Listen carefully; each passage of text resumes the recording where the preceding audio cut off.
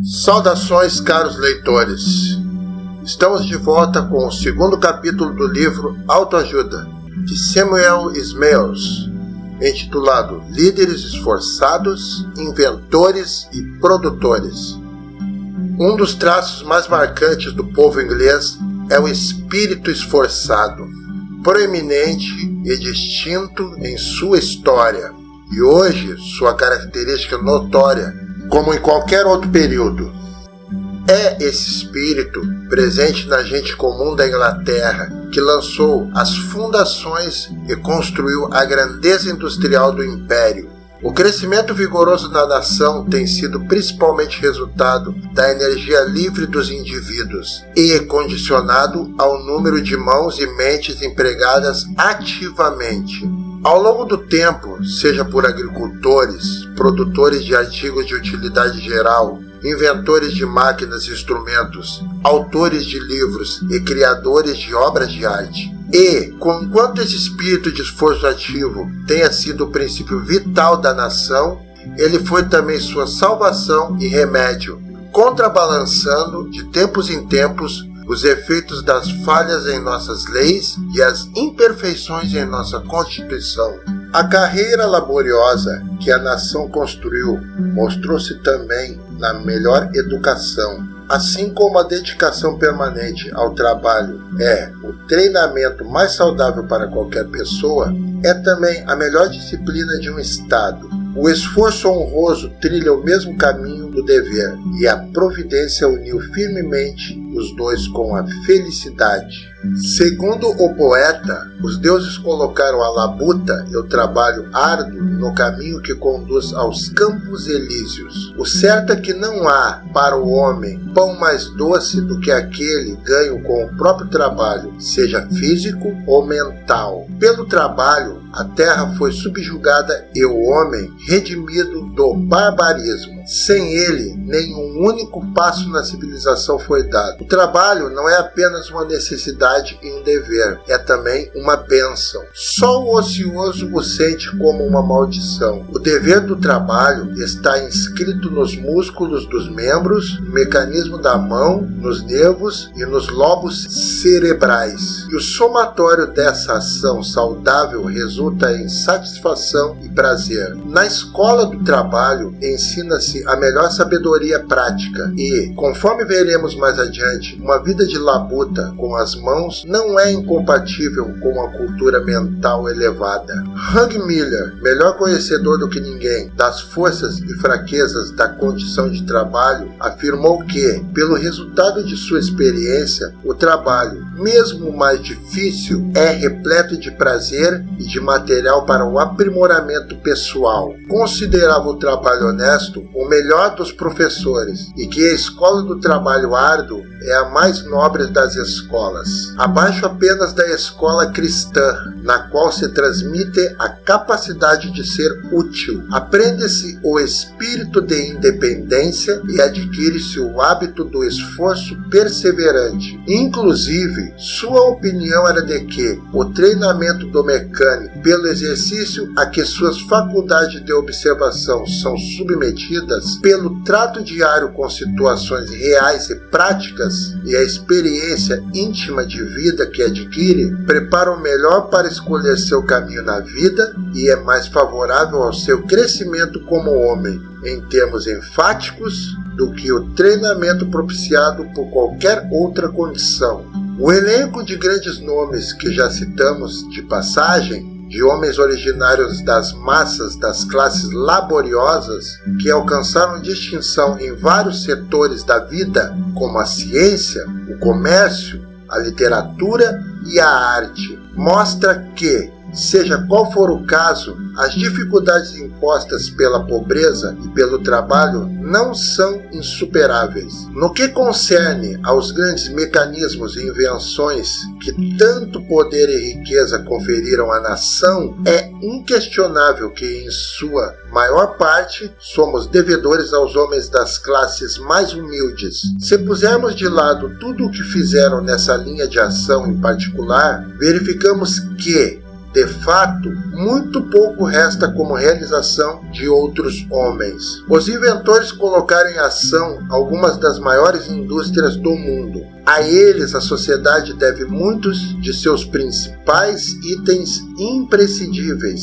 luxos e confortos, e, por obra de sua genialidade e trabalho, a vida cotidiana tornou-se, em todos os aspectos, mais fácil e prazerosa. Os alimentos, as roupas, a mobília de nossa casa, o vidro que permite a entrada de luz nas residências, ao mesmo tempo isolando o frio, o gás que ilumina as ruas, nossos meios de locomoção, por terra e por mar, as ferramentas que permitem o fábrico de vários de nossos artigos de necessidade e luxo, resultam do trabalho e do esforço de muitos homens e muitas inteligências. A humanidade, como um todo, está mais feliz com tais invenções do que todos os dias colhe seus benefícios, no aumento do bem-estar individual e da satisfação pública. Embora a invenção do motor a vapor, o rei das máquinas, pertença em termos relativos à nossa época, a ideia original nasceu séculos atrás, assim como outras invenções e descobertas. Ela aconteceu passo a passo, com o homem transmitindo o resultado de seus esforços, vistos na ocasião como inúteis, a seus sucessores que o levaram adiante para um outro estágio, e o prosseguimento da invenção se estendendo por várias gerações. Portanto, a ideia de Heron de Alexandria jamais foi totalmente perdida, e assim como o grão de trigo escondido na mão de uma múmia egípcia, ela brotou e cresceu vigorosamente ao ser trazida à luz e à ciência moderna. No entanto, a máquina a vapor nada significou até sair do estado da teoria e passar à prática pelas mãos de mecânicos preparados. E que a história honrosa de investigação paciente e trabalhosa, de dificuldades enfrentadas e superadas pelo esforço heróico, essa máquina tem para contar. É sem dúvida em si um monumento ao poder da autoajuda no homem. Em torno dele encontramos Savary, o engenheiro militar, Newcomen, o ferreiro de Dartmouth,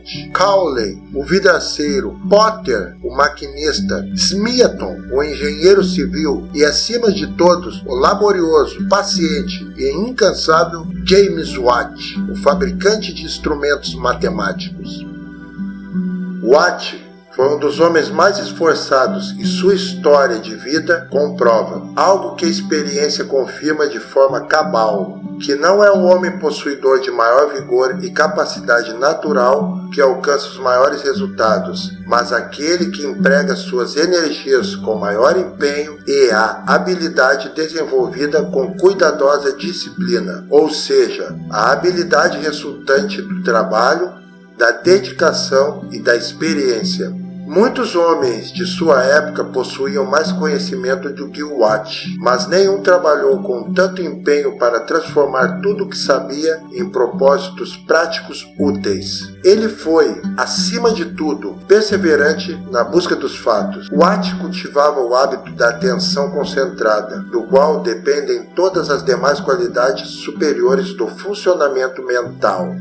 De fato, o Sr. Edgeworth era da opinião de que a diferença de intelecto nos homens depende mais do cultivo desse hábito de atenção do que da disparidade de poder entre um indivíduo e outro. Mesmo ainda menino, Watt via a ciência em seus brinquedos. Os quadrantes, espalhados pela oficina de carpinteiro de seu pai, levaram-no ao estudo da ótica e da astronomia. Uma saúde frágil induziu-o a bisbilhotar os segredos da fisiologia, e os passeios solitários pelo campo o atraíram para o estudo da botânica e da história. Enquanto exercia o ofício de fabricante de instrumentos matemáticos, recebeu um pedido para construir um órgão e, embora não possuindo ouvido para a música, dedicou-se ao estudo de harmonia e construiu o aparelho com sucesso. E de forma semelhante, quando o pequeno modelo do motor a vapor de Newcomen, pertencente à Universidade de Glasgow, chegou às suas mãos mãos para ser consertado, este logo se pôs a aprender tudo o que se sabia sobre calor, evaporação e condensação. Ao mesmo tempo em que lutava para aprender mecânica e a ciência da construção, resultando assim, afinal, em seu motor a vapor de condensação. Por 10 anos ele prosseguiu, projetando e inventando, com pouca esperança que o animasse e poucos amigos para estimulá-lo. Nesse inteirinho, ele seguiu adiante sustentando a família, fazendo e vendendo quadrantes, fabricando e consertando violinos, flautas e outros instrumentos musicais, fazendo trabalho de pedreiro, inspecionando estradas, supervisionando a construção de canais ou fazendo qualquer serviço que aparecesse com perspectiva de um ganho honesto. Por fim, Watt encontrou um parceiro adequado em outro eminente líder esforçado, Matthew Boulton, de Birmingham, homem habilidoso, dinâmico e sagaz, que assumiu vigorosamente a tarefa de introduzir o motor de condensação no uso geral como gerador de energia. E hoje, o sucesso dos dois faz parte da história. De tempos em tempos, muitos inventores experientes acrescentaram novo poder ao motor a vapor e, mediante numerosas modificações, deram-lhe condições de ser aplicado a quase todos os propósitos da manufatura, fosse para dirigir máquinas, impelir navios, triturar milho, imprimir livros, imprimir dinheiro, martelar, aplainar e retorcer ferro. Em resumo, para todo trabalho mecânico em que a força fosse requerida. Uma das modificações mais úteis no motor foi a concebida por Trevithick e, por fim, aperfeiçoada por George Stephenson e seu filho, na forma de uma locomotiva, por intermédio da qual se realizaram mudanças sociais de extrema relevância, de consequências ainda maiores do que o motor de condensação de Watt, se considerarmos seus resultados para o progresso humano e para a civilização. Um dos primeiros resultados de maior destaque da invenção de Watt, que colocou um poder quase ilimitado nas mãos das classes produtoras, foi o estabelecimento da manufatura do algodão. A pessoa mais intimamente identificada com a fundação desse grande ramo da indústria foi, sem dúvida, Sir Richard Arkwright, cujo dinamismo e sagacidade foram, talvez, ainda mais notáveis do que sua capacidade inventiva e mecânica. Sua originalidade como inventor foi, de fato, questionada, assim como a de Watt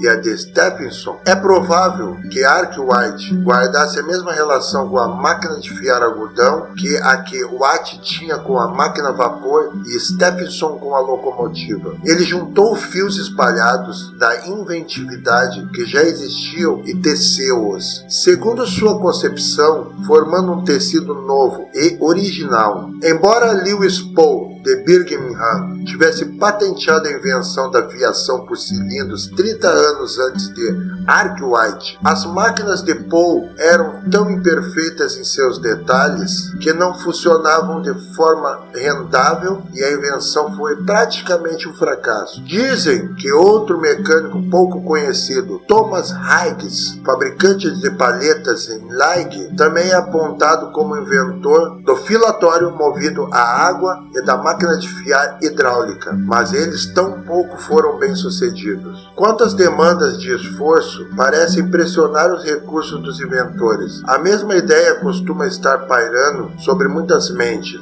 Foi o que aconteceu com o motor a vapor, a lâmpada de mineiro, o telégrafo elétrico e outras invenções. São muitas as inteligências engenhosas trabalhando sobre as agonias da invenção, até que, por fim, uma mente superior de um homem forte e prático que dá um passo à frente, logo livrando as demais de suas ideias, e aplica o princípio com êxito, obtendo o resultado. Houve-se então um grito ensurdecedor entre todos os inventores menores que se veem distanciados na corrida. Portanto, homens como Watt, Stephenson e Arkwright tiveram em geral de defender sua reputação e seus direitos como inventores práticos e bem-sucedidos.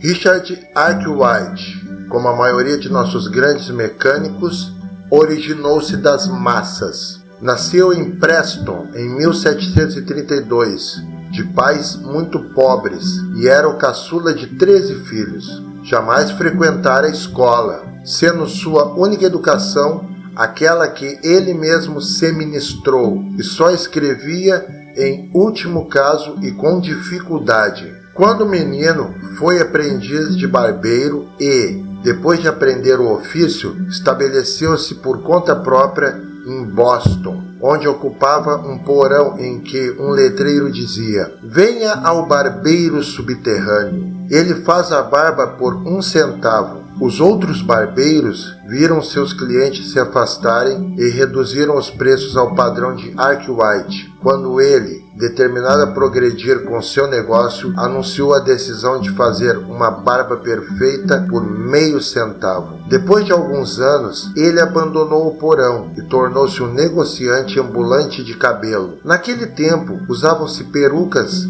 e sua manufatura era o importante do negócio de barbeiro. Arkwright lançou-se à compra de cabelo para as perucas. Ele tinha por hábito frequentar as feiras de contratação procuradas pelas mulheres jovens para adquirir seus longos cachos. E sabe-se que ele era muito bem sucedido em negociações desse tipo. Arkwright também trabalhou com tintura química de cabelos, que executava muito bem, e assim assegurou um negócio considerável. Mas, apesar do caráter realizador, parece que ele não ganhava mais do que o suficiente para o seu sustento. Com a mudança na moda de perucas, os fabricantes sofreram grandes infortúnios e Arkwright, tendo um pendor para a mecânica, foi então induzido a se tornar inventor de máquinas ou conjurador, como a profissão foi chamada popularmente na época. Por essa época foram feitas muitas tentativas para inventar uma máquina de fiar hidráulica e o nosso barbeiro decidiu lançar seu barquinho no mar das invenções com as demais. Assim como outros autodidatas do mesmo viés, ele já vinha devotando seu tempo livre à invenção de uma máquina de funcionamento contínuo e, a partir de então, a transição para a máquina de fiar hidráulica foi fácil. A dedicação aos experimentos foi tanta que ele negligenciou os negócios, perdeu o pouco dinheiro economizado e ficou muito pobre. A esposa, a essa altura, ele tinha se casado, impacientou-se com o que ela julgava ser um imenso desperdício de tempo e dinheiro e, num roupante, destruiu seus modelos, esperando com isso remover a causa da situação penosa da família. Arkwright era um homem teimoso e entusiasmado e sentiu-se provocado além da conta pela conduta da esposa, de quem logo se separou. Numa viagem pelo interior, Arkwright conheceu uma pessoa chamada Kay, relojoeiro em Warrington, que o auxiliou na construção de algumas partes de seu maquinismo de moto contínuo. Supõe-se que ele tenha sabido por Kay do princípio da fiação por cilindros, mas disse também que a ideia lhe ocorreu por acaso ao observar um pedaço de ferro incandescente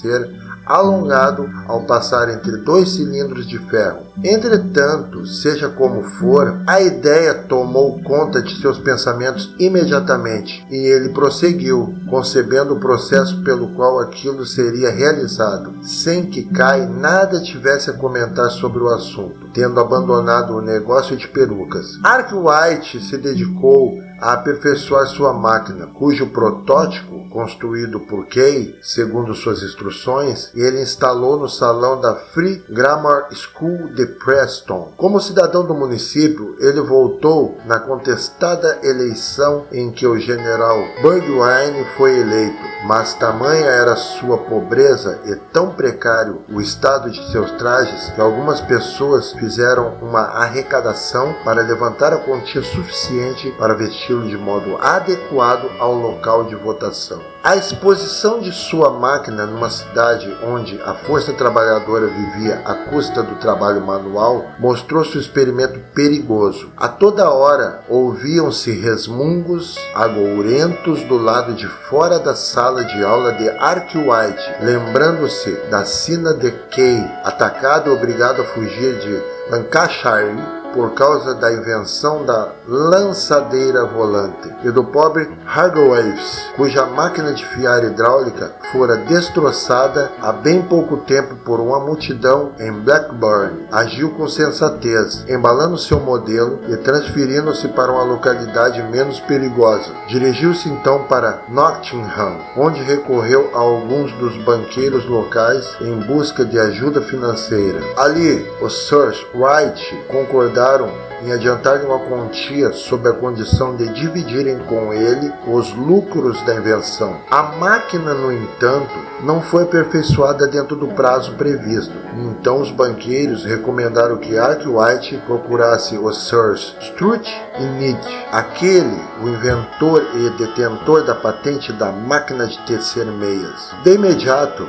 o Sir Strutt reconheceu o mérito da invenção e fez uma sociedade com Arkwright, agora com o caminho da fortuna mais claro. A patente foi obtida no nome de Richard Arkwright de Nottingham, relojoeiro, e uma circunstância digna de nota é que ela foi conseguida em 1769, o mesmo ano em que o Watt obteve a patente da máquina a vapor. Uma primeira fábrica de tecidos de algodão foi construída em Nottingham, movida por cavalos, e outra logo depois foi construída numa escala muito maior em Cromford, Derbyshire, movida por uma roda d'água, razão pela qual a máquina de fiar hidráulica veio a ser chamada de filatório movido a água. Em termos relativos, porém, os trabalhos de Arkwright tinham apenas começado. Ele ainda tinha de aperfeiçoar todos os detalhes do funcionamento de sua máquina. Estava em suas mãos a tarefa de modificação e do aperfeiçoamento constantes até que, por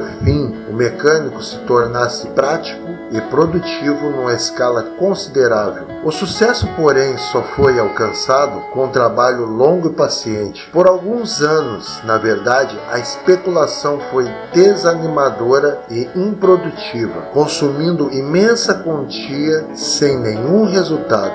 Então, quando o sucesso se tornou mais evidente, os fabricantes de Lancashire atacaram a patente de Arkwright para destruí-la, assim como os mineiros de Cornish caíram sobre Boulton e Watt para roubar-lhes os lucros de seu motor a vapor. Arkwright chegou a ser denunciado como inimigo dos trabalhadores, e uma fábrica que construiu perto de Chorley foi destruída por uma multidão na presença de uma significativa força policial e militar. Os homens de Lancashire se recusaram a comprar seus materiais, embora fossem reconhecidos como os melhores do mercado. Depois recusaram-se a pagar pelo uso de suas máquinas patenteadas e combinaram de se juntar para destruí-lo nos tribunais. Para o desgosto das pessoas de visão, a patente de Arkwright foi suspensa. Após o julgamento, ao passar pela frente do hotel onde seus adversários estavam hospedados, um deles disse em alto e bom som para que ele ouvisse: "Bem, finalmente demos cabo do velho barbeiro." Ao que ele, com frieza, respondeu: "Não importa, tenho uma navalha de sobra para barbear todos vocês." Ele ergueu novas fábricas em Lancashire e Derbyshire em New Lanark, na Escócia. As fábricas de Cromford também passaram às suas mãos ao término da sociedade com Strutt. A excelência de seus produtos era tal que, em pouco tempo, obteve um controle considerável do negócio, permitindo-lhe fixar os preços e comandar as principais operações dos outros fiadores de algodão. Arkwright era um homem de grande força de caráter, de astúcia e coragem indomável e de uma capacidade para os negócios que beirava a genialidade. Em certa época, seu tempo foi absorvido pelo trabalho árduo e contínuo na organização e condução de suas numerosas fábricas, às vezes das 4 horas da manhã às 9 da noite. Aos 50 anos de idade, ele se dedicou a aprender a gramática inglesa e aprimorou-se na escrita e na ortografia. Depois de superar todos os obstáculos, ele teve a satisfação de colher a recompensa por seu empreendedorismo.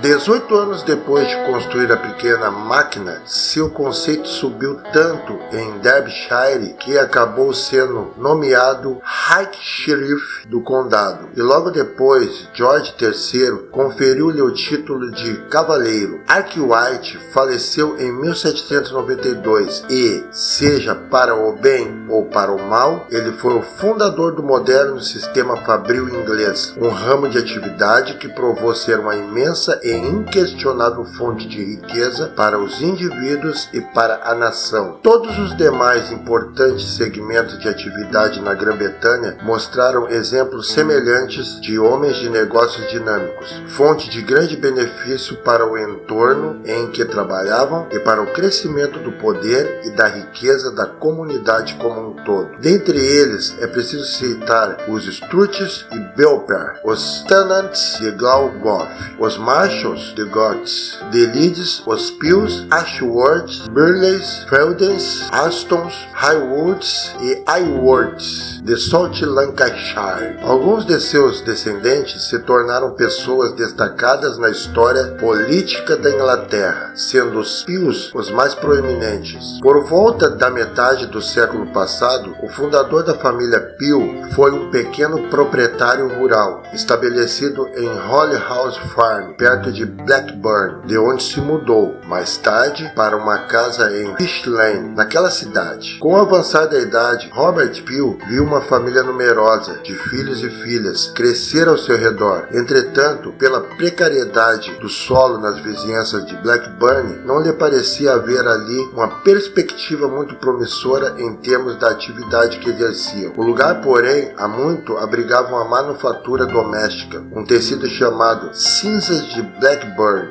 feito de trama de linho e urdidura de algodão, desenvolvida principalmente naquela cidade e imediações. Antes da introdução do sistema fabril, era costume que os pequenos proprietários rurais, esforçados e suas famílias empregassem o tempo fora dos campos na fiação em casa. E dessa forma, Robert Pill começou o negócio de fabricação doméstica de morim. Ele era honesto, produzindo um artigo honesto e com economia e trabalho árduo, o negócio prosperou. Era também empreendedor e foi um dos primeiros a adotar o cilindro de cardar, recém-inventado naquela época. No entanto, a atenção de Robert Pill estava voltada principalmente para a estamparia do morim, arte pouco conhecida então, e, por algum tempo, realizou uma série de experimentos com a meta de estampar mecanicamente. Os experimentos foram conduzidos em segredo em casa, sendo que, para aquela finalidade, o tecido era passado a ferro por uma das mulheres da família. Era costumeiro, em residências como a dos Pills, o uso de pratos de estanho às refeições. Ao esboçar uma figura ou padrão num dos pratos, ocorreu-lhe a ideia de que poderia obter com ele uma impressão invertida e estampada em cores no morim. Em um chalé, nos fundos da casa principal, morava uma mulher que tinha uma máquina de calandragem e, indo até lá, colocou o prato com a cor friccionada sobre a figura e um pedaço de morim sobre ela, e passou pela máquina, obtendo assim uma estampagem satisfatória. Assim dizem ter sido a origem da estamparia em algodão por compreensão. Logo depois, Robert Pill aperfeiçoou o processo, e o primeiro padrão que ele criou foi o da folha de salsinha. Daí que, até hoje na região de Blackburn, refere-se a ele como o Pill da salsinha. O processo de estampagem no morim, por meio da chamada fiadeira hidráulica, ou seja, usando um cilindro de madeira em alto relevo com um cilindro de cobre entalhado, foi mais tarde aperfeiçoado por um de seus filhos. O presidente da empresa do Sir Pill Co. de Church, estimulado pelo sucesso, Robert Pill logo abandonou o trabalho na fazenda e, mandando para Brookside, um vilarejo a cerca de 3 km de Blackburn, dedicou-se com exclusividade ao negócio da estamparia. Ali, com a ajuda dos filhos, tão vigorosos quanto ele, foi bem sucedido no negócio por muitos anos. E conforme os rapazes da família atingiu a idade adulta, o negócio se ramificou em várias firmas de Pill, cada uma delas tornando-se um centro de atividade industrial e fonte de trabalho remunerado remunerado para um grande número de pessoas. Do que hoje conhecemos a respeito do caráter original e desconhecido de Robert Peel, ele deve ter sido um homem notável, astuto, sagaz e previdente. Pouco se sabe dele, porém, além das tradições dos filhos daqueles que o conheceram e foram falecendo. Sir Robert, filho dele, referiu-se ao pai com modéstia. Pode-se dizer com razão que meu pai foi o fundador de nossa família e ele reconheceu tão precisamente a importância da riqueza comercial do ponto de vista nacional, que era comum ouvi-lo dizer que os ganhos individuais eram pequenos se comparados aos ganhos nacionais trazidos pelo comércio. Sir Robert Peel, primeiro baronete e segundo fabricante com o nome, herdou toda a empresa, a capacidade e a diligência do pai. No início da vida, sua posição era pouco acima do trabalhador comum, pois seu pai, embora estabelecesse as fundações para uma prosperidade futura, ainda lutava com as dificuldades causadas pela insuficiência de capital. Quando Robert contava apenas 20 anos de idade, determinou-se a começar a atividade de estampagem de algodão que, por essa época, ele já tinha aprendido com o pai por conta própria. Seu tio, James Howard e William Yates de Blackburn, juntaram-se a ele na empreitada. Todo o capital que puderam levantar entre si chegava apenas a 500 libras, cuja maior parte fora disponibilizada por William Yates. O pai deste era um chefe de família de Blackburn, onde era muito conhecido e respeitado, e tendo poupado dinheiro de seus negócios, estava disposto a adiantar ao filho o suficiente para que ele começasse na atividade lucrativa da estampagem de algodão, que então engatinhava.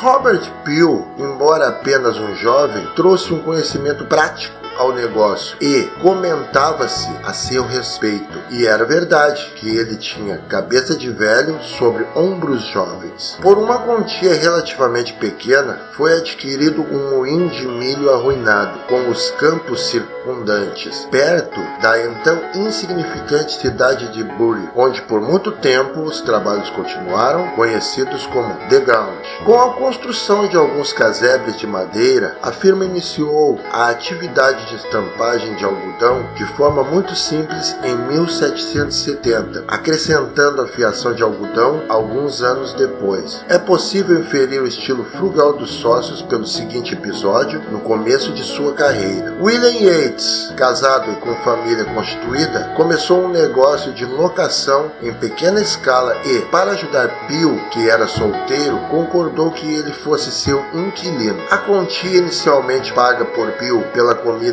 e a habitação era de apenas 8 shillings por semana. Yates, porém, considerando a quantia muito baixa, insistiu para que o pagamento semanal fosse aumentado em 1 shilling, ao que Peel se opôs a princípio, dando origem a um desentendimento entre os sócios, que acabou sendo resolvido com o inquilino pagando adiantado o valor de 6 centavos por semana. A filha mais velha de Yates era uma menina chamada Ellen, e ela logo se tornou a companhia perfeita do jovem locatário. Ao voltar da jornada pesada de trabalho em The Ground, ele sentava a garotinha no colo, dizendo: "Nile, minha linda e querida, quer se casar comigo?" Ao que a menina respondia, prontamente, sim, como qualquer outra criança. "Então, vou esperá-la. Nile, vou casar com você e com ninguém mais." E Robert Peel de fato a esperou.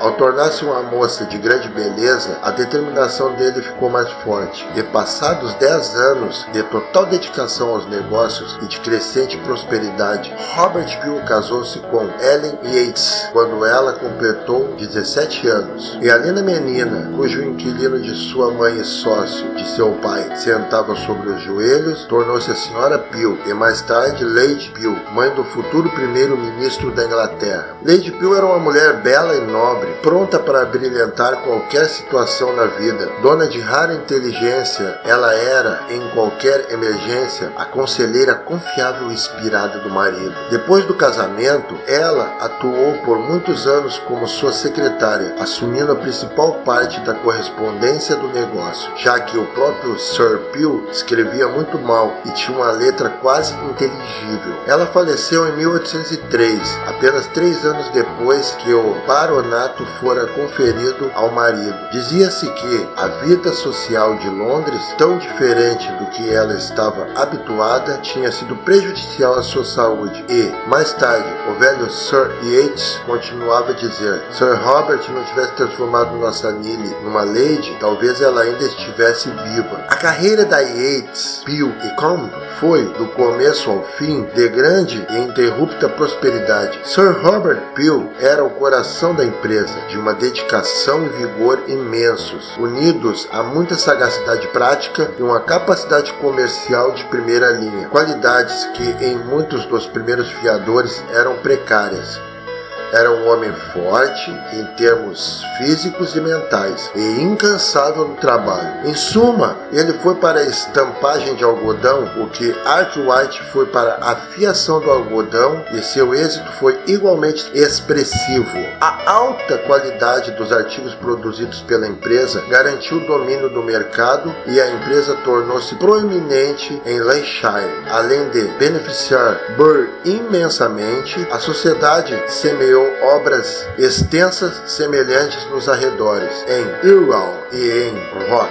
Mencionou-se a seu favor que, enquanto procuravam elevar à mais alta perfeição a qualidade de seus fabricantes, eles também se esforçaram de todo jeito para promover o bem-estar e o conforto de seus trabalhadores, a quem procuravam oferecer trabalho remunerado, mesmo nos tempos menos prósperos. Sir Robert Peel valorizava todos os novos processos e invenções. Como exemplo, citamos a adoção do processo de produção daquilo que é chamado de resist work na estampagem do morinho. O efeito é conseguido pelo uso de uma pasta ou isolante que resiste à cor sobre as partes que deveriam permanecer brancas. O descobridor da tal pasta foi um representante de uma empresa londrina que o vendeu ao Sr. Peel por uma quantia irrisória. Foi necessária a experiência de 1 a 2 anos para aperfeiçoar o sistema e torná-lo utilizável em termos práticos. A beleza do efeito e a precisão apurada do contorno na padronagem produzida logo colocou a empresa de Burr na liderança de todas as demais fábricas de estampagem de morim do país. Outras firmas conduzidas com o mesmo espírito foram estabelecidas por membros da mesma família em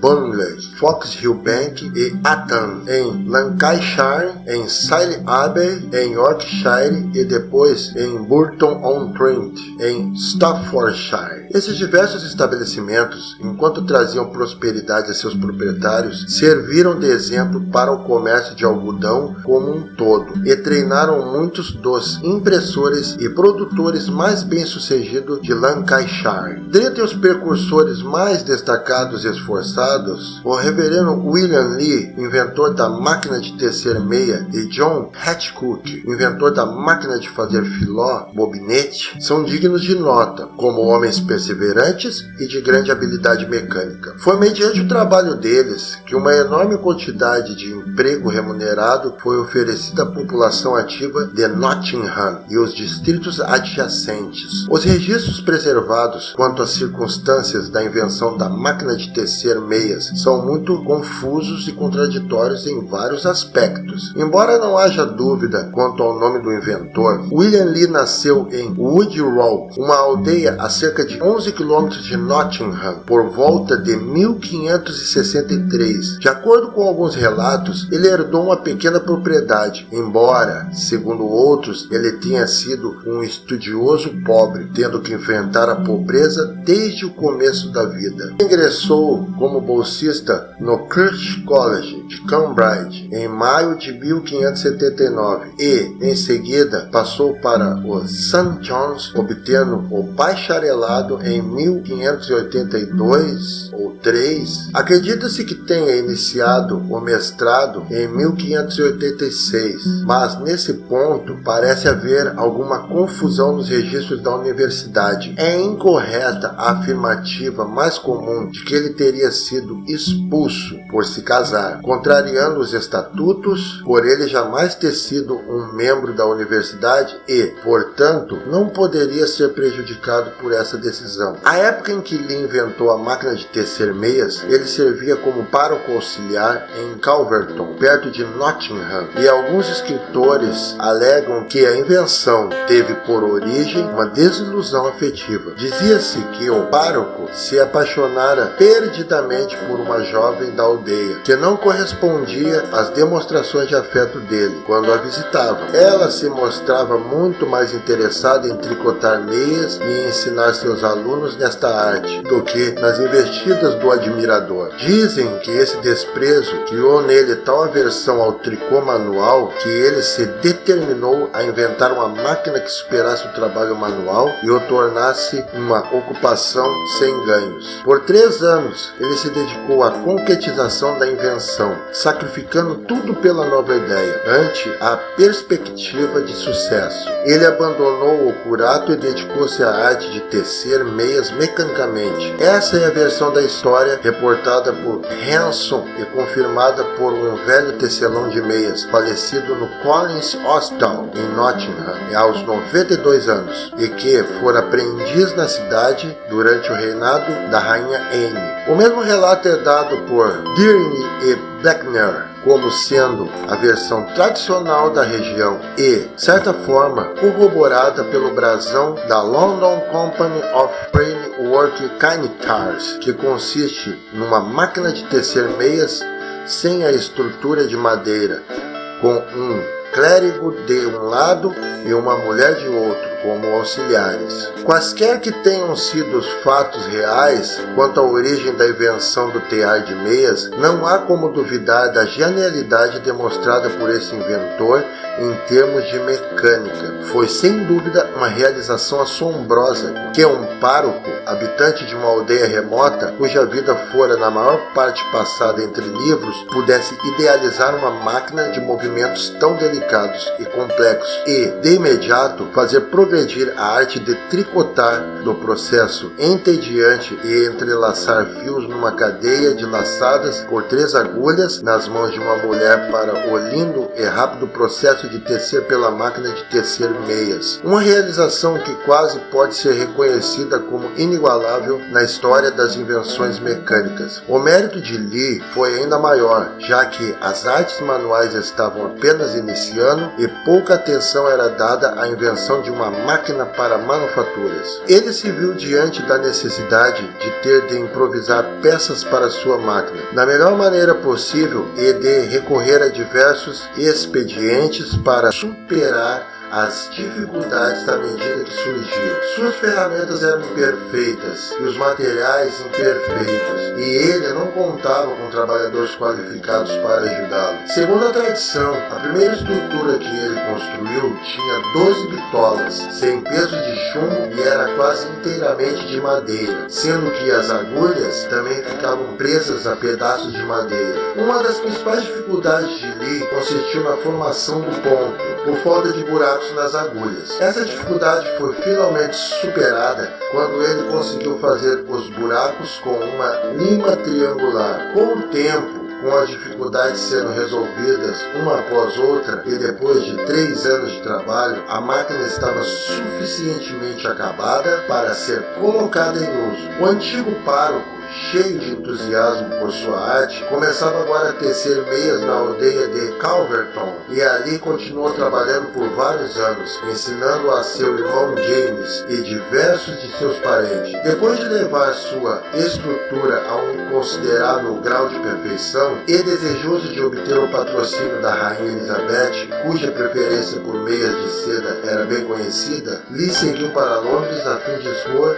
o tear a sua majestade. Primeiro ele o mostrou para vários membros da corte, entre outros a Sir William, mais tarde Lord Hudson, a quem ensinou a manuseá-lo com êxito, e com a interveniência desses nobres, ele foi finalmente admitido pela rainha para uma reunião e operou a máquina na presença dela. Entretanto, Elizabeth não lhe ofereceu o estímulo que esperava e disse que ela, após a invenção, baseando-se no cálculo de que ela tiraria o emprego de uma imensa imensa quantidade de pessoas que tricotavam à mão. Lee tampouco foi bem sucedido em encontrar outros patronos e, considerando que ele e sua máquina estavam desprezados, aceitou o oferecimento de Sully, o ministro sagaz de Henrique IV, para ir a Rouen e instruir os trabalhadores daquela cidade. Na época, um dos centros manufatureiros mais importantes da França, na construção e no uso da máquina de tecer meias. Dessa forma,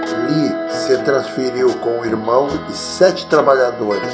A recepção em Rouen foi cordial e ele já estava prosseguindo com a manufatura de meias em larga escala, tendo 9 de suas máquinas a plena capacidade, quando infelizmente a má sorte o assolou. Henrique IV, seu protetor, em quem ele tinha confiado para ser reconhecido com prêmios, honras e privilégios prometidos, que induzira Lee a estabelecer-se na França, foi assassinado pelo fanático Ravaillac, e o estímulo e a proteção que tinham sido garantidos a ele foram retirados de imediato. Lee foi então para Paris para defender sua causa nos tribunais, mas, sendo protestante e estrangeiro, suas reivindicações foram negligenciadas.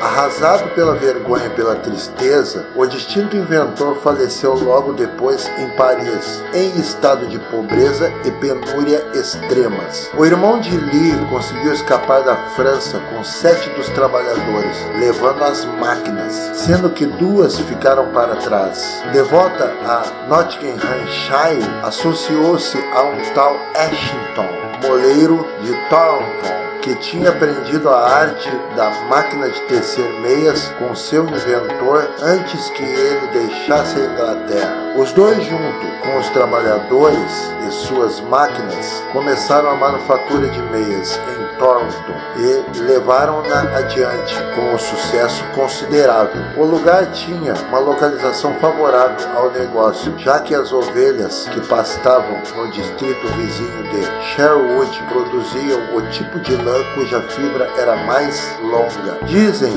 que Ashton foi o introdutor do método de construir estruturas com pesos de chumbo, uma grande melhoria. Gradualmente, a quantidade de teares mecânicos cresceu em diferentes partes da Inglaterra e a manufatura mecanizada de meias veio a se tornar um ramo importante da indústria nacional. Uma das mais relevantes modificações na máquina de tecer meias foi a que habilitou uma aplicação à manufatura de renda em larga escala. Em 1777, 2 trabalhadores, Frost e Holmes, dedicavam-se à fabricação de renda de filó mediante modificações que haviam introduzido na máquina. E, em 30 anos, o crescimento desse ramo de produção foi tão rápido que 1.500 máquinas de renda de filó já estavam em funcionamento, gerando emprego para mais de 1.500 pessoas. Contudo,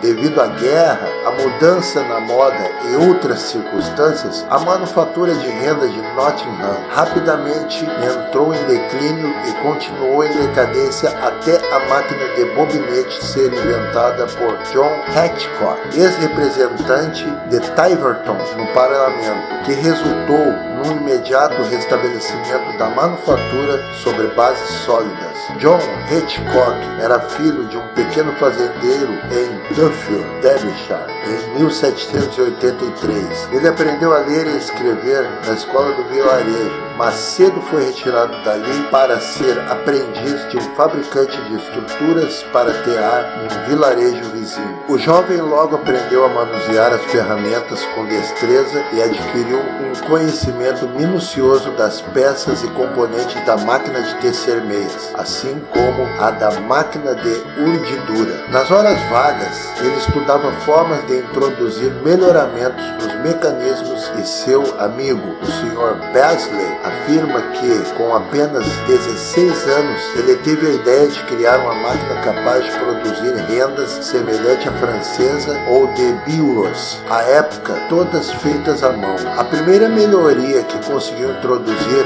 foi na máquina de urdidura, quando, por meio de um dispositivo engenhoso, ele produziu meias luvas com aparência de renda. O sucesso que obteve fez com que ele se determinasse a estudar a produção mecanizada de renda. A máquina de tecer meias, numa forma modificada, tinha sido aplicada à manufatura da renda de filó, na qual a trama era laçada como numa meia. O trabalho, porém, era inadequado e frágil e, portanto, insatisfatório. Por uma longa sucessão de anos, muitos mecânicos e engenhosos de Nottingham vinham trabalhando no problema de inventar uma máquina pela qual a trama dos fios fosse trançada em volta de cada uma na formação da malha. Alguns desses homens morreram na pobreza, outros ficaram loucos e todos fracassaram em atingir o objetivo de sua busca. A velha máquina de urdidura mantinha-se de pé. Pouco depois de completar 21 anos,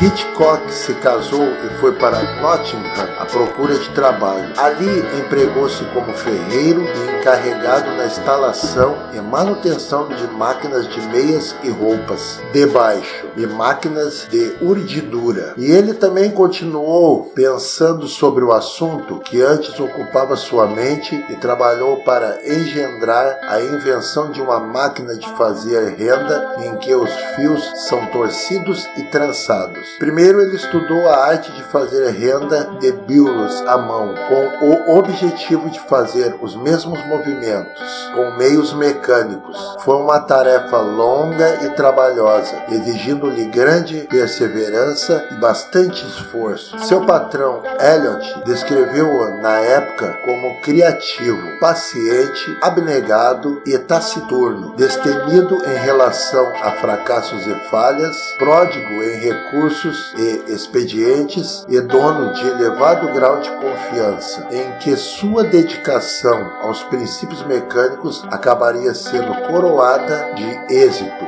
Durante esse tempo, sua esposa, assim como ele, viu-se tomada por imensa ansiedade.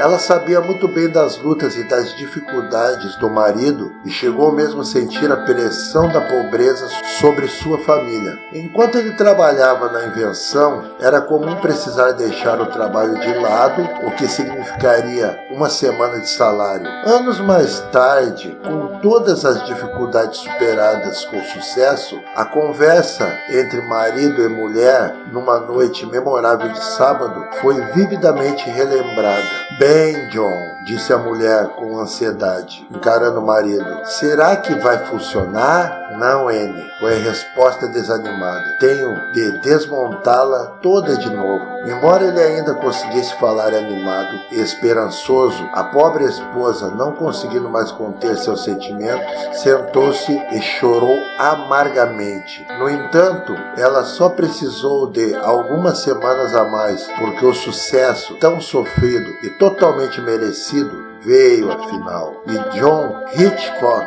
sentiu-se orgulhoso e feliz ao trazer para casa a primeira tira estreita de filó feita por sua máquina e colocou-a nas mãos da esposa. É difícil descrever com palavras uma invenção tão complicada como a da máquina de bobinete. Era, na verdade, uma almofada para fazer renda, imitando de modo engenhoso os movimentos dos dedos do rendeiro, ao cruzar ou amarrar as malhas da renda sobre a almofada. Ao analisar as partes componentes de um pedaço de renda feita à mão, Hitch conseguiu classificar os fios em longitudinais e diagonais. Iniciou, então, seus experimentos esticando barbantes comuns de embrulho longitudinalmente em sua sala para urdidura e, então, passando os fios da trama entre eles com alicates comuns e transferindo para outros alicates posicionados no lado oposto.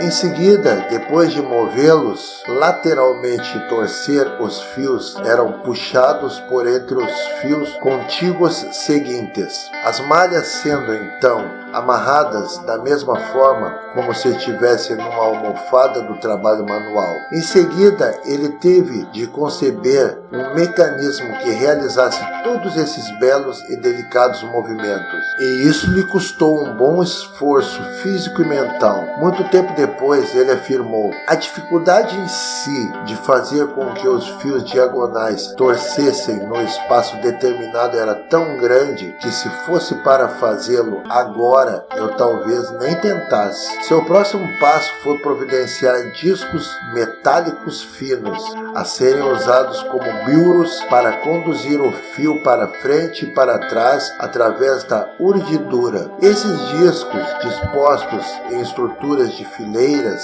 colocadas em cada lado da urdidura, eram movidos por um maquinismo adequado, de modo a conduzir os fios de um lado para outro, formando a renda. Por fim, ele foi bem sucedido em fazer com que o princípio funcionasse com extraordinária habilidade e, aos 24 anos, conseguiu patentear seu invento. Conforme é o caso com quase todas as invenções que se mostram produtivas, os direitos de Hitchcock como detentor da patente foram contestados e suas reivindicações como inventor questionadas. Alegando a suposta invalidade da patente, os fabricantes de renda adotaram amplamente a máquina de bobinete e desafiaram o inventor. Entretanto, outras patentes foram requeridas em nome de supostos melhoramentos e adaptações, e apenas depois que esses novos detentores de patentes vieram à tona e entraram na justiça uns contra os outros, é que os direitos de Hitchcock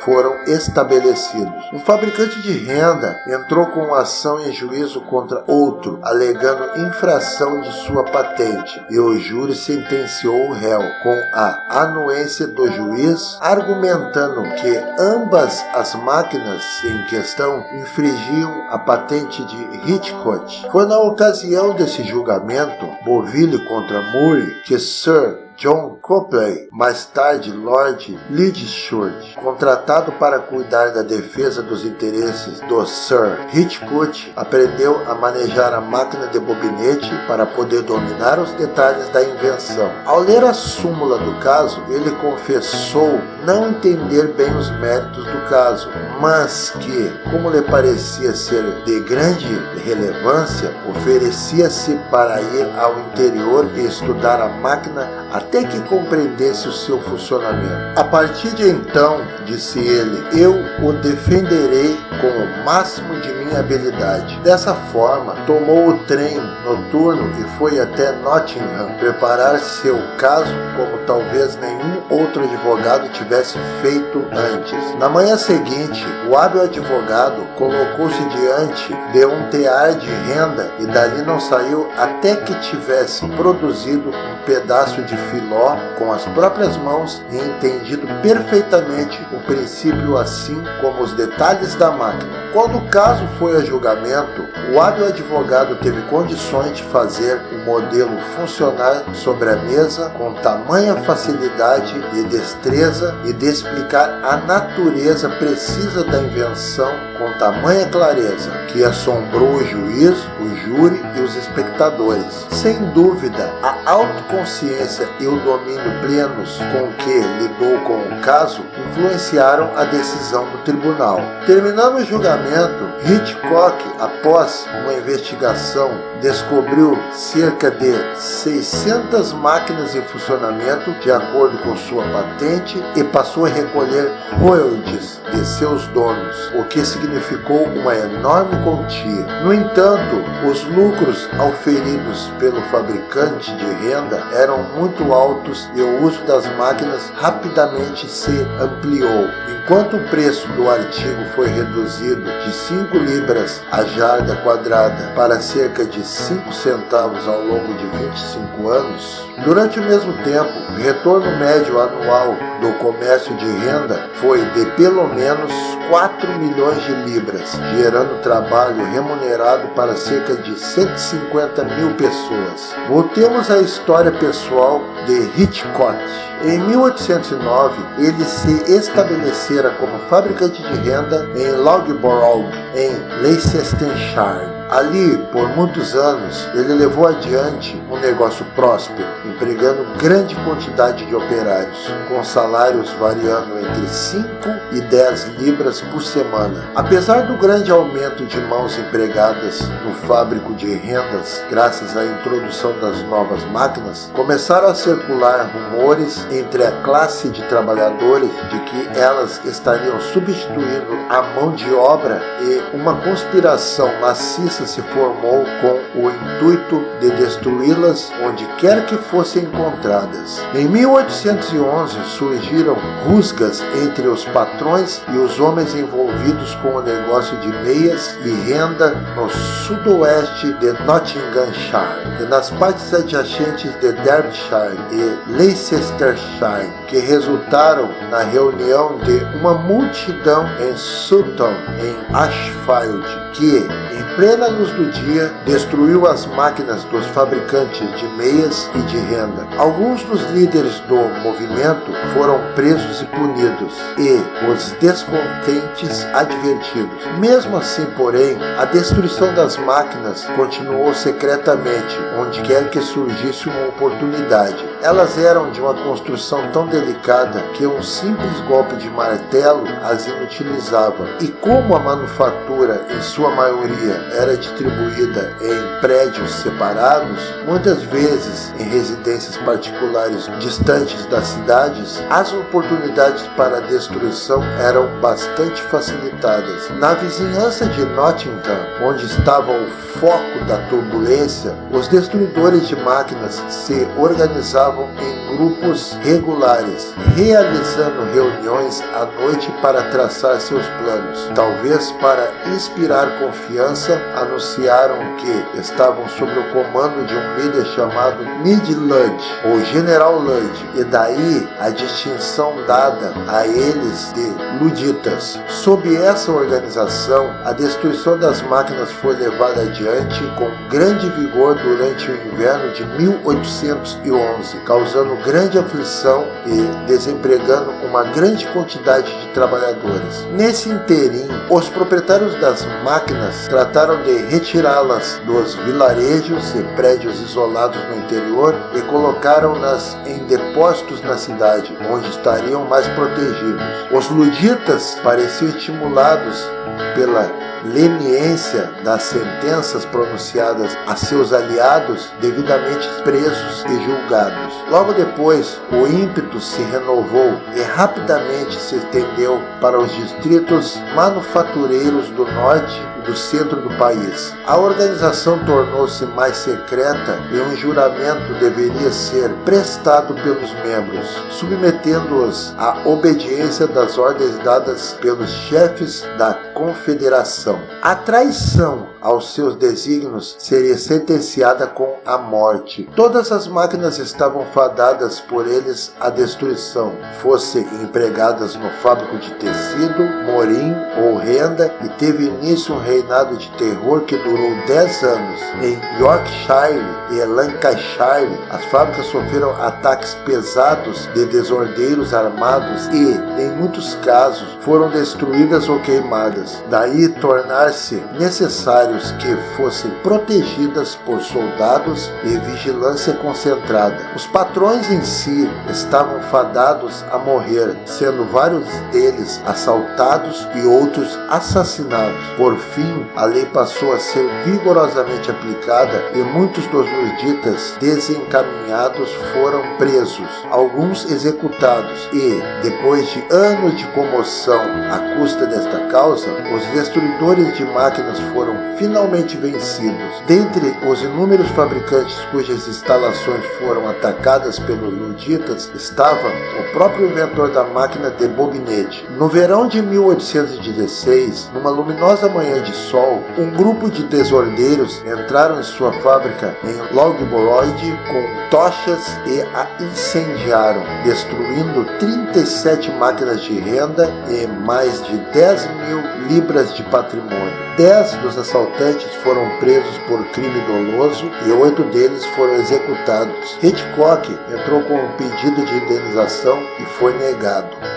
Entretanto, o Tribunal Superior de Queen's Beach foi favorável a ele e decretou que o condado deveria ressarci-lo pela perda de 10 mil libras. Os magistrados, porém, tentaram vincular o pagamento do prejuízo à condição de que Hitchcock gastasse a quantia no distrito de Leicester, ao que ele resistiu porque já decidira mudar sua fábrica para outro lugar. Em Taverton, em Devonshire, ele encontrou um grande prédio, anteriormente usado por uma manufatura de lã. Entretanto, o comércio de tecidos de Taverton estava em decadência e o prédio continuava desocupado, e o estado geral da cidade em si era de pobreza extrema. Hitchcock comprou a velha fábrica, renovou-a e ampliou-a, e ali recomeçou a manufatura de renda em escala maior do que a anterior,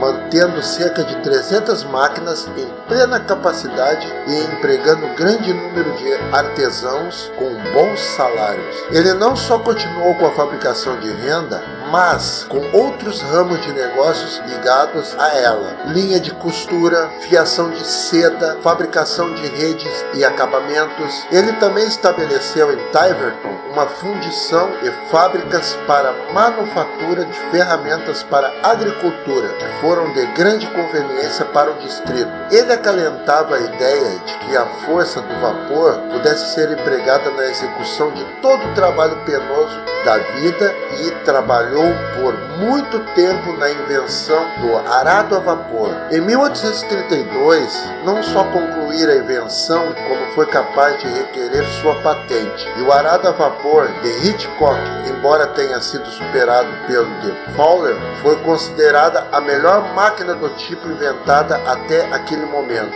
Hitchcock era um homem naturalmente muito talentoso, possuía elevado nível de entendimento, uma percepção ágil e um pendor para os negócios da mais alta categoria. Com esses traços, ele aliava correção, honestidade e integridade, qualidades que são a verdadeira glória do caráter humano. Ele mesmo, um aplicado autodidata, incentivava os jovens merecedores em seu emprego, estimulando os talentos e os esforços deles. Durante a vida agitada, conseguiu arranjar tempo para dominar o francês e o italiano, adquirindo um conhecimento gramatical apurado nestes idiomas. Em sua mente, achavam-se armazenados os resultados de um estudo criterioso da melhor literatura, e eram poucos os assuntos sobre os quais não tivesse formado uma opinião sagaz e precisa. As 2.000 pessoas que empregava ouviam quase como um pai, pois ele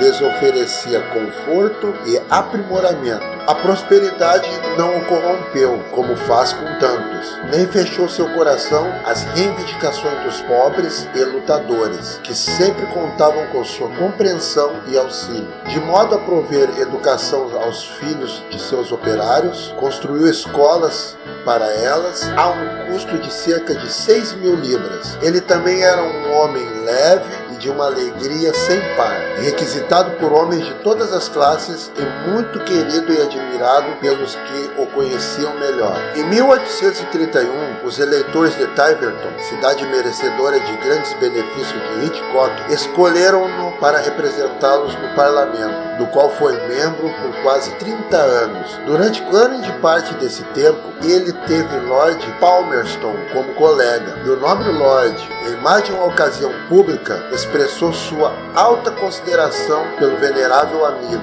Em 1859, ao deixar a representação parlamentar por força da idade avançada e do agravamento de doenças, 1.300 de seus operários o presentearam com um tinteiro de prata e uma pena de ouro, como símbolo de seu respeito. Ele desfrutou do tempo de descanso por apenas 2 anos, falecendo em 1861, aos 77 anos, deixando como legado um um caráter de probidade, virtude, vigor e genialidade mecânica, digno do orgulho de seus descendentes. Em seguida passamos para uma carreira muito diferente, a do ilustre, porém desventurado Jaguar, cuja vida também mostra, de forma notável, a influência que os homens esforçados, mesmo os pertencentes às classes mais humildes, exercem sobre a indústria de uma nação. Jack Ward era filho de um casal de trabalhadores dedicados de Lyon, o pai, tecelão, e a mãe, preparadora de padrões têxteis. O casal era pobre demais para oferecer a ele a mais parca educação. Quando atingiu a idade de aprender um ofício, seu pai o confiou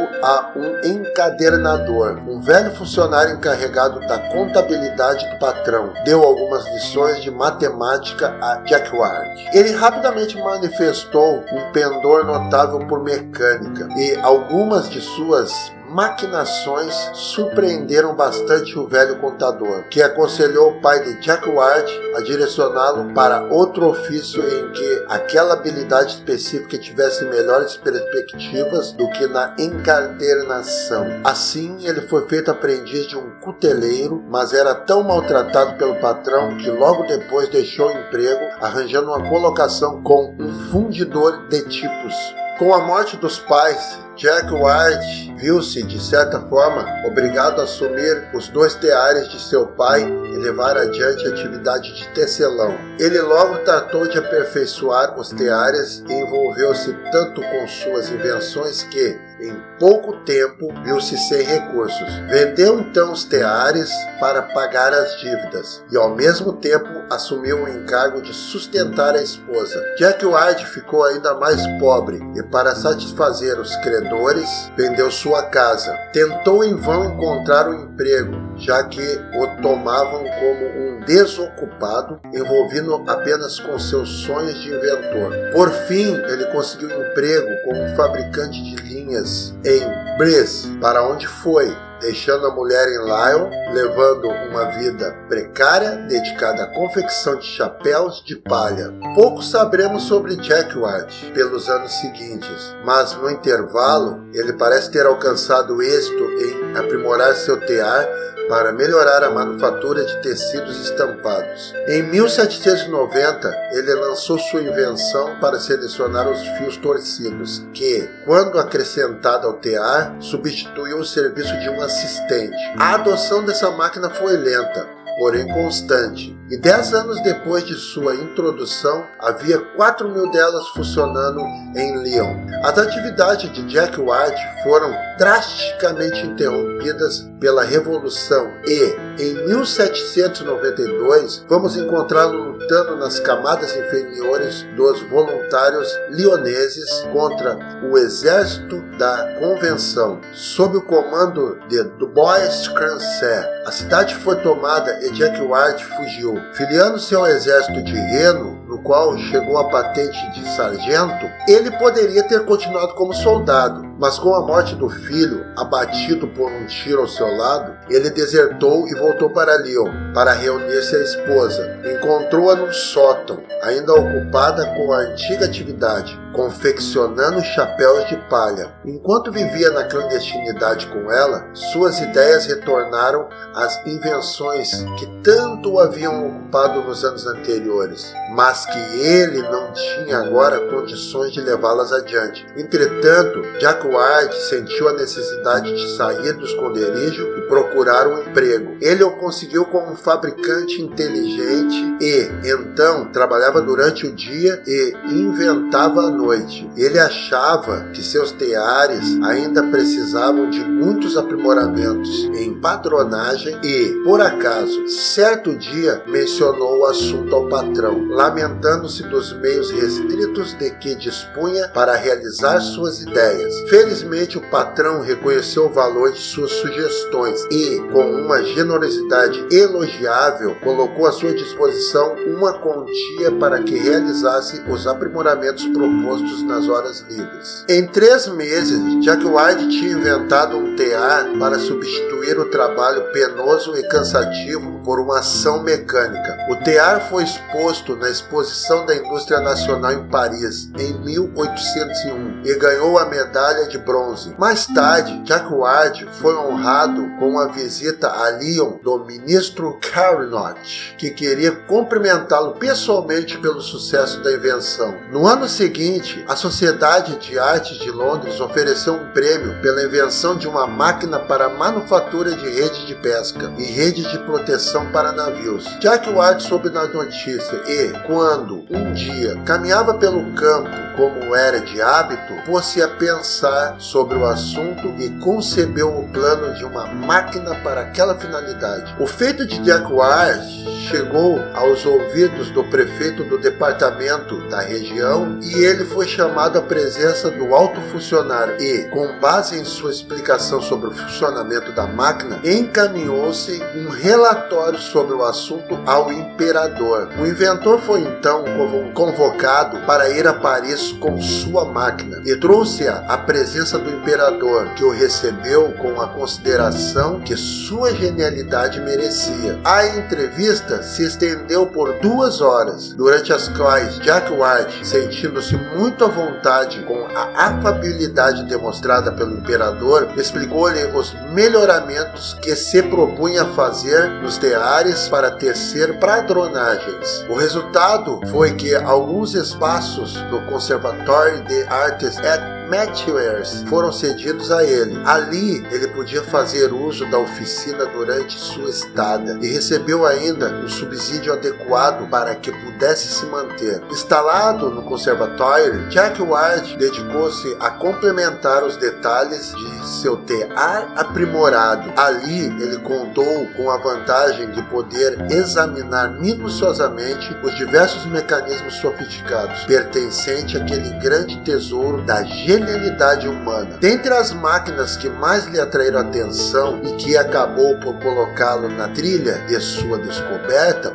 foi um tear para tecer seda florida, construído por Paul Coulson, o célebre fabricante de autômatos. Paul Coulson foi um homem da mais alta genialidade construtiva. Sua capacidade inventiva era tão forte que quase seria possível afirmar que beirava a paixão e que não se podia ser reprimida. O ditado que diz um poeta nasce feito, não se faz, aplica-se com a mesma ênfase ao inventor, que embora em dívida como aquele, a cultura e as melhores oportunidades, ainda assim concebe e constrói novas combinações de mecanismos, principalmente para satisfazer o próprio instinto. Tal era em particular o caso de Von Coulson, pois seus inventos mais elaborados não se distinguiram tanto pela utilidade, mas sim por sua curiosa engenhosidade. Quando ainda menino, acompanhava a mãe nas missas de domingo, divertia-se observando através das frestas numa parede divisória parte dos movimentos de um relógio no compartimento contíguo. Esforçou-se então para compreendê-lo e, meditando sobre o assunto, depois de vários meses, descobriu o princípio do escapo.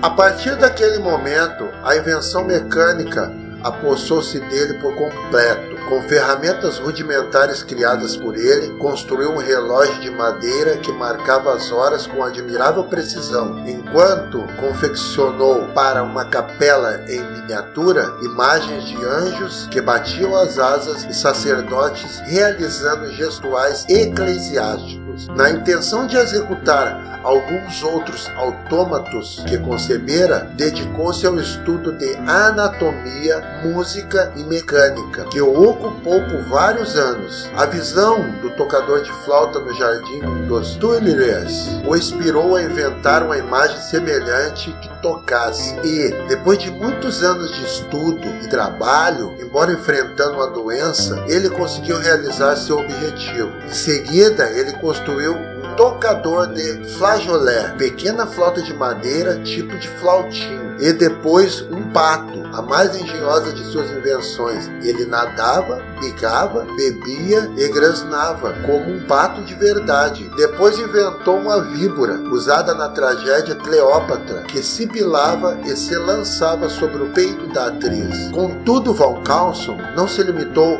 à mera fabricação de autômatos. Por causa de seu esforço, o cardeal de Fleury o nomeou inspetor das manufaturas de seda da França. Tão logo assumiu o cargo, com seu irrepreensível instinto para inventar, passou a introduzir aprimoramentos no maquinário. Um deles foi sua fábrica de seda fiada, que alimentou de tal forma a ira dos operários de Lyon, que temiam a perda de emprego, que o apedrejaram até quase a morte. Mesmo assim, ele continuou inventando e, em seguida, construiu uma máquina para tecer seda florida, com a inovação de dar uma cobertura ao fio, de modo a uniformizar a espessura do fio de cada carretel ou meada. Quando Von Carlson morreu em 1782, depois de muito tempo doente, deixou sua coleção de máquinas em um testamento para a rainha, que pouco valor deu a elas. Pouco tempo depois foram descartadas. Felizmente, porém, a máquina para tecer sedas floridas foi preservada no Conservatório de Artes at Matchurst e lá foi alvo da atenção de Jacquard. Dentre os muitos artigos curiosos e interessantes da coleção, aquela máquina foi de valor inestimável para ele, que imediatamente se viu no caminho da principal modificação introduzida em seu tear aperfeiçoado. Uma das principais características da máquina de Von Carlson era um cilindro perfurado que, de acordo com o posicionamento dos furos que exibia ao ser girado, regulava o movimento de certas agulhas e fazia com que os fios da urdidura se desviassem de tal modo a produzir um determinado desenho, ainda bem simples. Jacquard agarrou-se à ideia com avidez e, com a genialidade do verdadeiro inventor, pôs-se imediatamente a melhorá-lo. Ao cabo de um mês,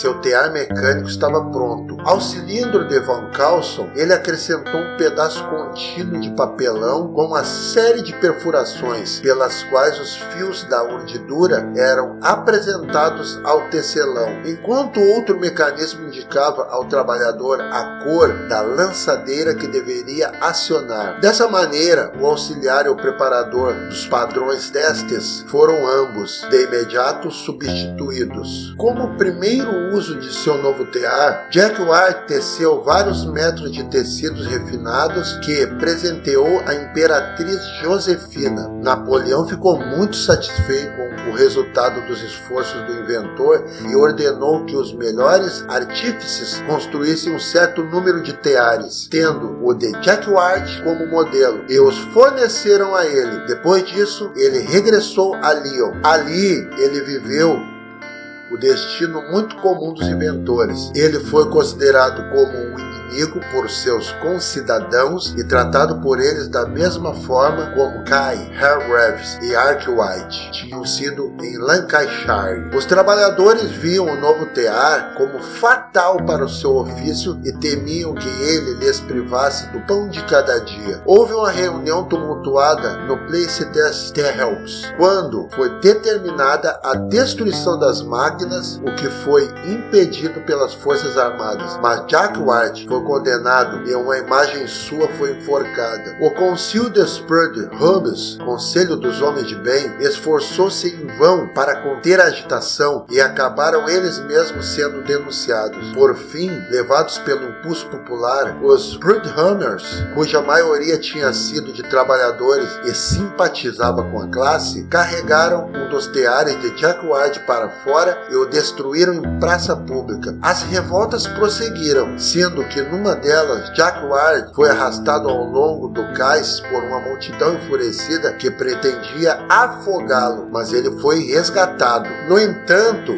o grande valor do tear de Jacquard não podia ser negado, e seu sucesso foi apenas uma questão de tempo. Jack Ward foi encorajado por alguns fabricantes de seda ingleses a ir para a Inglaterra e ali se estabelecer. Mas, apesar do tratamento abusivo e cruel que recebera dos próprios concidadãos, seu patriotismo era forte demais para que ele aceitasse a oferta deles. Os fabricantes ingleses, porém, adotaram seu tear. Foi só aí então que Lyon, ameaçada de se ver fora do mercado, o adotou com avidez. Em pouco tempo, a máquina de Jack Ward era empregada em quase todos os tipos de tecelagem. O resultado mostrou que os temores dos trabalhadores eram inteiramente infundados. Em vez de diminuir o emprego, o tear de Jack Ward multiplicou, no mínimo por 10. O número de pessoas ocupadas pela manufatura de tecidos estampados em Lyon era de 60 mil em 1833, conforme afirmou o Sir Lyon Faucher, e desde então esse número cresceu bastante. Quanto a Jack Ward, passou o resto da vida em paz, com exceção daqueles trabalhadores que o haviam arrastado pelo cais para afogá-lo, que logo depois se viram ansiosos por carregá-lo triunfante pelo mesmo caminho em comemoração ao seu aniversário. No entanto, a modéstia de Jack Ward não permitia que ele participasse de tal demonstração. O Conselho Municipal de Lyon propôs que ele se dedicasse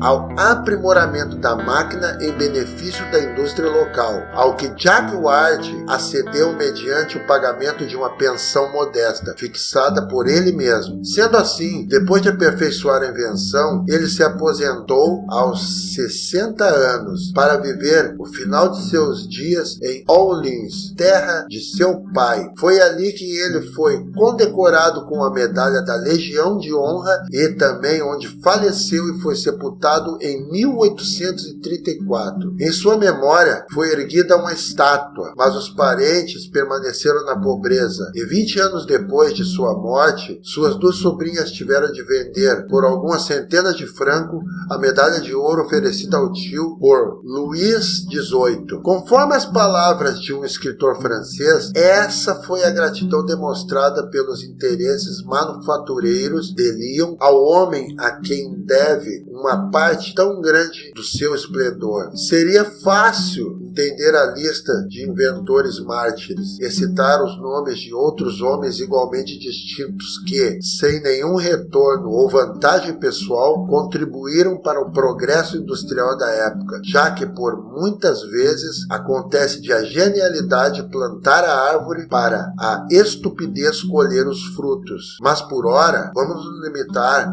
a um breve relato sobre um inventor relativamente recente, pela ilustração das dificuldades e das privações que costumam assolar o grupo dos gênios da mecânica. Referimos-nos a Joshua Heyman, o inventor da máquina de Cardara. Heyman nasceu em 1796, em Mulhouse, o principal centro de manufatura de algodão da Alsácia. Seu pai dedicou-se a esse negócio e Joshua começou no ofício aos 15 anos. Ele ali ficou por 2 anos, dedicando o tempo livre ao desenho de mecânica. Depois passou 2 anos no estabelecimento bancário de seu tio em Paris, estudando matemática à noite. Alguns parentes seus estabeleceram uma pequena fábrica de fiar algodão em Mulhouse, e o jovem Heyman foi colocado junto aos Sirs Tissot e Ray em Paris para aprender a prática daquele ofício. Ao mesmo tempo, ele iniciou estudos no Conservatoire des Arts et Métiers, onde assistia a palestras e estudava as máquinas do museu. Ele também teve lições práticas de torneamento com um fabricante de brinquedos. Depois de algum tempo, assim sempre ocupado, ele voltou à Alsácia para supervisionar a construção do maquinário para a nova fábrica em Wittgenstein, que logo ficou pronto e colocado em funcionamento. As operações da fábrica foram, porém, seriamente afetadas por uma crise comercial e ela passou para outras mãos. Quando então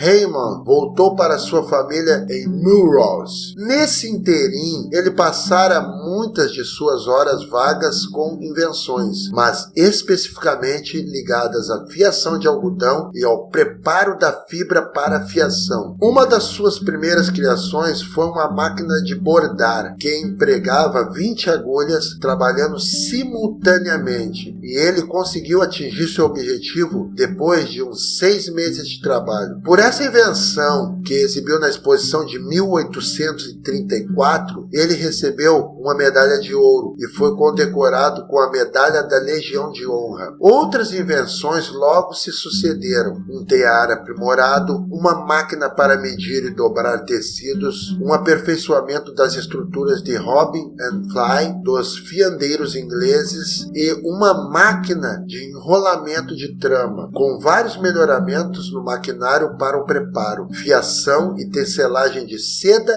e de algodão. Uma de suas invenções mais engenhosas foi o tear para tecer simultaneamente 2 pedaços de veludo e outro tecido sobreposto, unidos pela pilha comum a ambos, com uma lâmina e um dispositivo transversal para separar os 2 tecidos na hora de tecer. Contudo, de longe, a mais bonita e engenhosa de suas invenções foi a máquina de cardar, cuja história passamos a relatar resumidamente.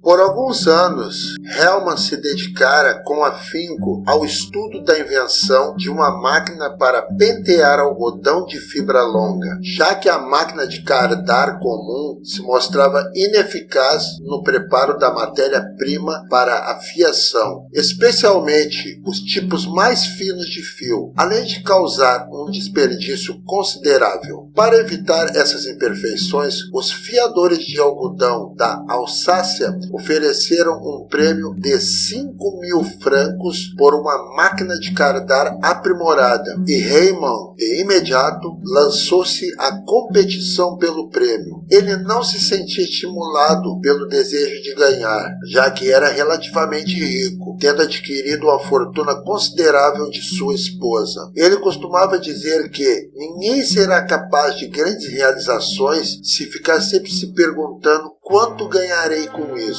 O que mais o impelia era o instinto irrefreável do inventor que, assim que se vê diante de um problema mecânico, sente-se impelido a solucioná-lo. Nesse caso, porém, o problema era muito mais complicado do que ele previra. O estudo minucioso do assunto ocupou-o por muitos anos, e as despesas ligadas a ele foram tão altas que logo a fortuna da esposa se exauriu e ele foi reduzido à pobreza, sem conseguir aperfeiçoar a máquina. A partir dessa época, ele precisou contar principalmente com a ajuda de amigos para poder levar a cabo a invenção. Enquanto ainda lutava contra a pobreza e as dificuldades, a esposa de Raymond morreu, acreditando que o marido estava arruinado. Logo depois, ele foi para a Inglaterra, estabeleceu-se em Manchester e ainda,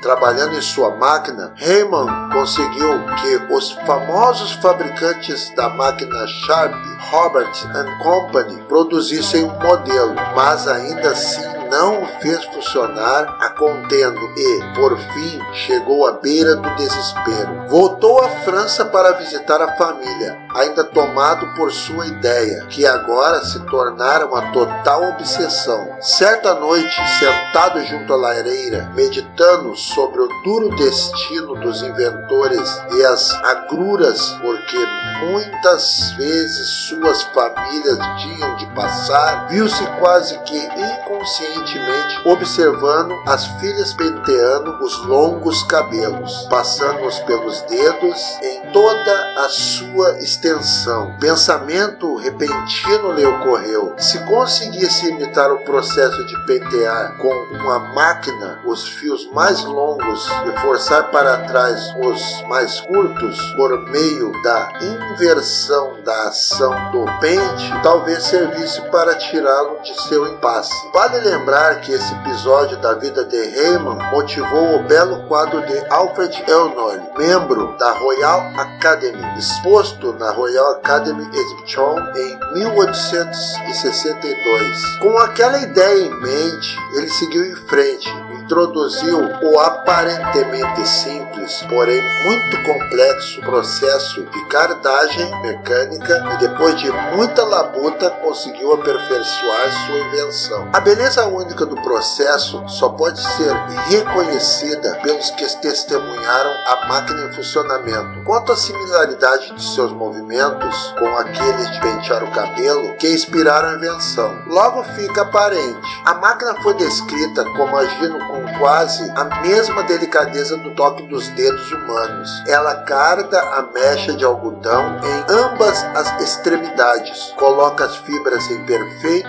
paralelismo, separa as longas das curtas e junta as fibras longas em uma banda e as curtas em outra. Em suma, a máquina não só funciona com a delicada precisão dos dedos humanos, como aparentemente também com a inteligência delicada da mente humana. O principal valor comercial do invento foi possibilitar a fiação dos tipos mais comuns de algodão. Dessa forma, os fabricantes tinham como selecionar as fibras mais apropriadas para tecidos caros e produzir os tipos mais refinados de fios em quantidade muito maiores. A máquina viabilizou a produção de um fio tão fino quanto cerca de 540 km poderiam ter fiados a partir de uma única libra, 453 gramas, de algodão preparado. Com esse fio trabalhado nos tipos mais finos de renda, o valor de um xelim de algodão bruto, antes de passar às mãos do consumidor, poderia alcançar valores entre 300 e 400 libras esterlinas. A beleza e a utilidade da invenção de Raymond logo foram reconhecidas pelos fiandeiros ingleses. 6 empresas de Lancashire se uniram e adquiriram a patente para o cotonifício inglês pela quantia de 23 mil libras. Os fiandeiros de lã pagaram o mesmo valor para aplicar o processo à lã ao Sir Marshall e Leeds, 20 mil libras, pelo privilégio de aplicá-lo ao linho. Assim, de repente, a abastança finalmente bateu à porta do velho Raymond. No entanto, ele não viveu para desfrutá-la. Pouco tempo depois de sua grande labuta ser coroada pelo sucesso, ele faleceu e seu filho, seu companheiro de privações, logo seguiu. É o preço de vidas como essas que são lançadas as maravilhas da civilização. A paciência é a parte mais refinada e valiosa da bravura, e a mais rara também. A paciência está na raiz de todos os prazeres, assim como de todos os poderes. A esperança em si deixa de ser feliz quando faz da impaciência companheira. John Ruskin. Há 25 anos mostraram-me uma taça de barro, torneada e esmaltada, de tamanha beleza que, desde então, sem considerar que eu nada sabia sobre terras argilosas, passei a procurar os esmaltes como o homem tateia as trevas. Bernard Palissy. Bom, amigos leitores, chegamos ao final do segundo episódio do livro Autoajuda, de Samuel Ismail, que, além de ser um livro de autoajuda e motivador, é também um maravilhoso livro de história da Revolução Industrial. Então você que gostou do vídeo, dá aquela pequena ajuda pra gente que não vai custar um centavo, dá o seu like, se inscreve no canal, ativa o sininho para receber sempre as notificações de nossos novos vídeos e compartilhe esse vídeo e aguarde, em breve estaremos lançando o terceiro capítulo do livro Autoajuda, de Samuel Ismail. E para aqueles que ainda não viram o primeiro capítulo do livro, está aí na playlist do nosso canal Equilíbrio Alma, Mente e Corpo, a playlist Autoajuda, de Samuel Ismail. Obrigado, fiquem em paz. Um grande abraço do canal Equilíbrio Alma, Mente e Corpo.